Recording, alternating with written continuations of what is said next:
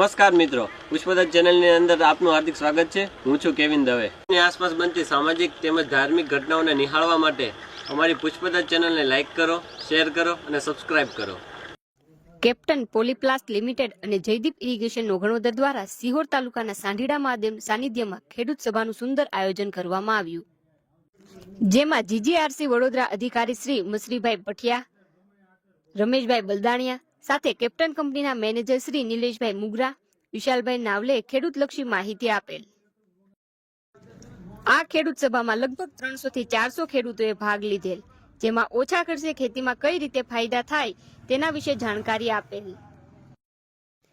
કાર્યક્રમને સફળ બનાવવા પાલિતાણા માર્કેટિંગ યાર્ડના ચેરમેન શ્રી નાગજી દાદા, ગોપાલભાઈ વાઘેલા, અર્જુનભાઈ યાદવ, સોનગઢ પીએસઆઈ સોલંકી, સાંઢીડા મહાદેવના મહંતશ્રી સહિતના આગેવાનોએ હાજરી આપેલ। અંતમાં પધારેલા મહેમાનો અને ખેડૂત મિત્રોનો આભાર પ્રતાપભાઈ પરમાર દ્વારા વ્યક્ત કરેલ।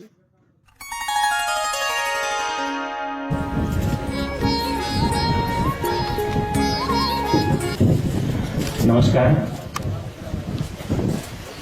આજરોજ સાંઢીડા મહાદેવના સાનિધ્યની અંદર કેપ્ટન પોલી પ્રાઇવેટ લિમિટેડ અને જયદીપ ઇરિગેશન નોઘણોદર તરફથી ખેડૂતોના હિતાર્થે ખેડૂતોને માર્ગદર્શન માટે ખેડૂત સભાનું આજે આપણે આયોજન કરેલું છે।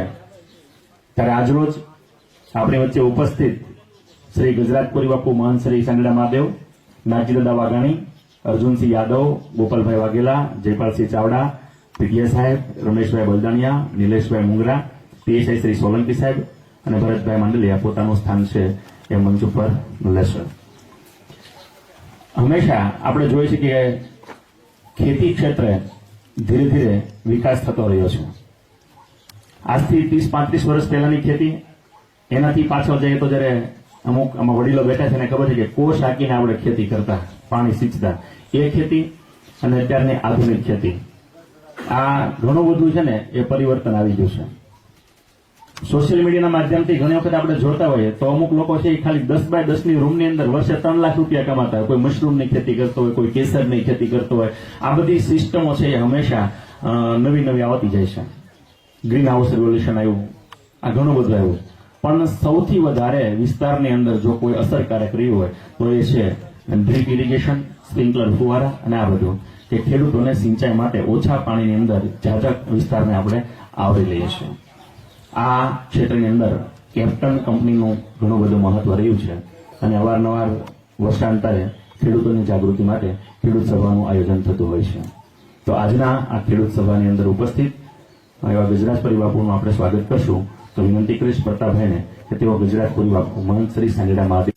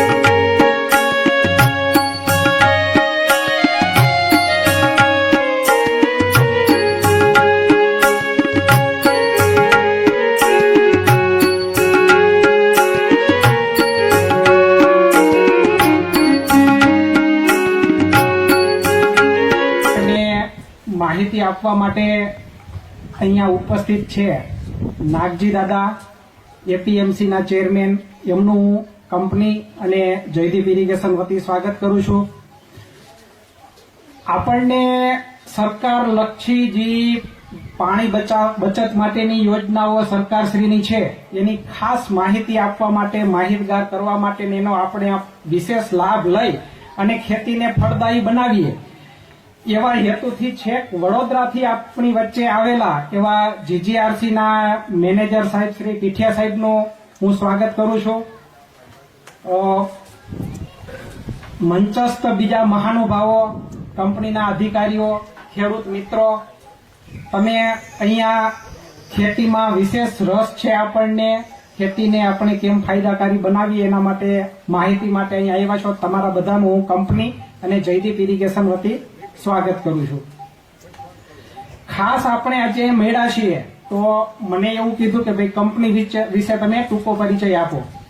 કંપની લગભગ આપણા વિસ્તારમાં આ ક્ષેત્રમાં અહીંયા લગભગ છેલ્લા 14-15 વર્ષથી આપની વચ્ચે કામ કરીએ છીએ. ઘણા બધા તમારામાંથી ખેડૂત મિત્રો હશે જે કેપ્ટનની કોઈ ને કોઈ પ્રોડક્ટ વાપરતા હશે, કંપનીની વિઝિટ લીધી હશે, એવા પણ ઘણા બધા ખેડૂતો હશે, મુલાકાત કરેલી હશે. એવા તમે નહીં તો તમારી આજુબાજુમાં ક્યાંય ને ક્યાંય તમે કેપ્ટનની કોઈ ને કોઈ પ્રોડક્ટ વાપરતા લોકોને જોયા હશે.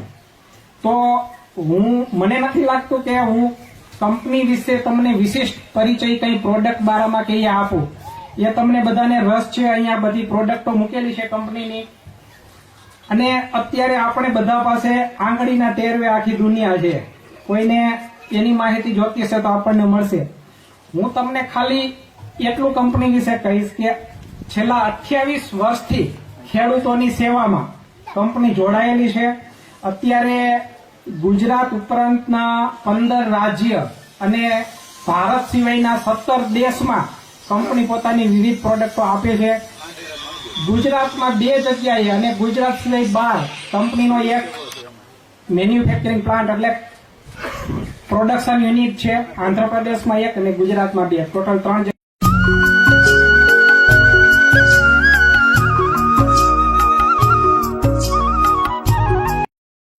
ખેતીની અંદર મિત્રો આપણે આવકનો હિસાબ કરીએ પણ જાવકનો પણ હિસાબ કરવો પડશે, અને તો જ આપણી ખેતી ટકશે.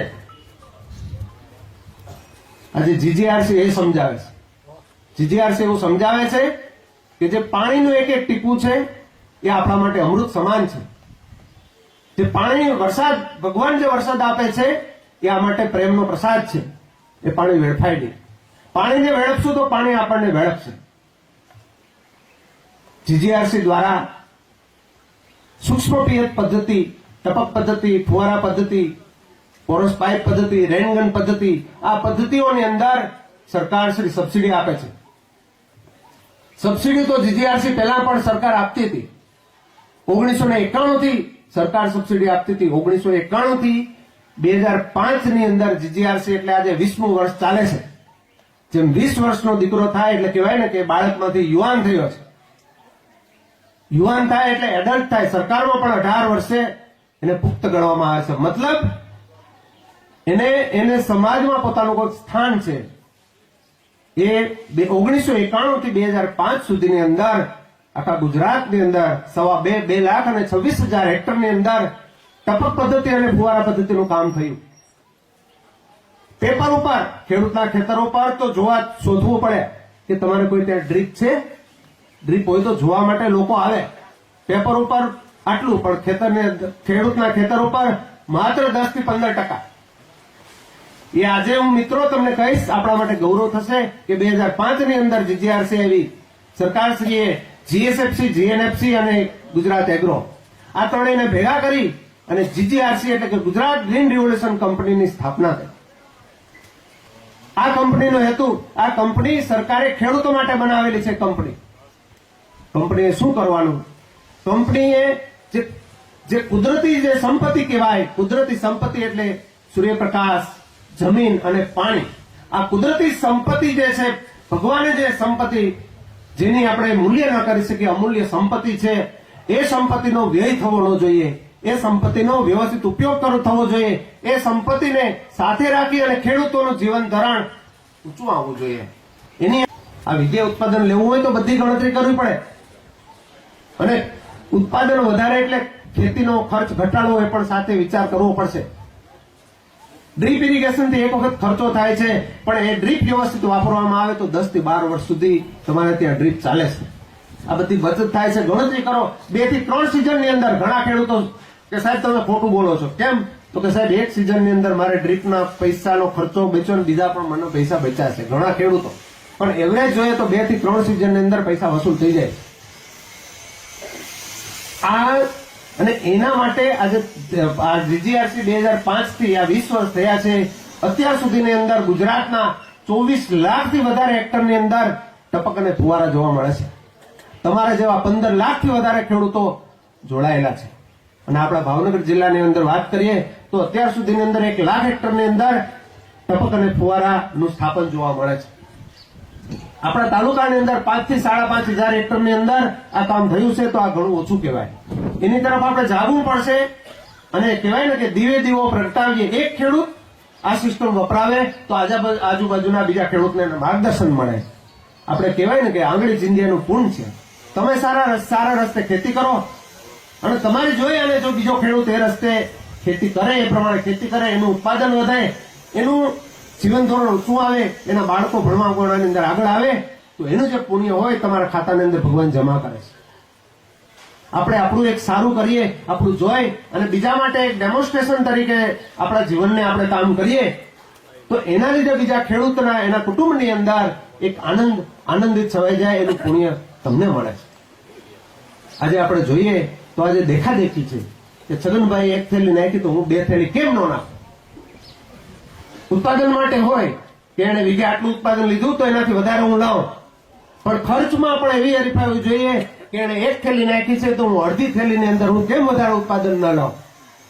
હું શા માટે આ આધુનિક ટેકનોલોજી છે એનો ઉપયોગ કરી અને હું આમ કેમ શા માટે હું આવું ના કરું. એના માટે સરકારશ્રીની ઘણી બધી યોજનાઓ છે, પણ ગુજરાત ગ્રીન રિવોલ્યુશન કંપનીને આખા ગુજરાતની અંદર ગુજરાતને એક મોડલ રાજ્ય આપણે ઇરિગેશનની અંદર બનાવવું છે, એક જીજીઆરસી નું ધ્યેય છે. એટલા માટે આજે જીજીઆરસી ની અંદર 60 જેટલી કંપનીઓ રજીસ્ટર થયેલી છે. દરેક કંપની માટે જીજીઆરસી સ્ટાન્ડર્ડ નક્કી કરેલું છે.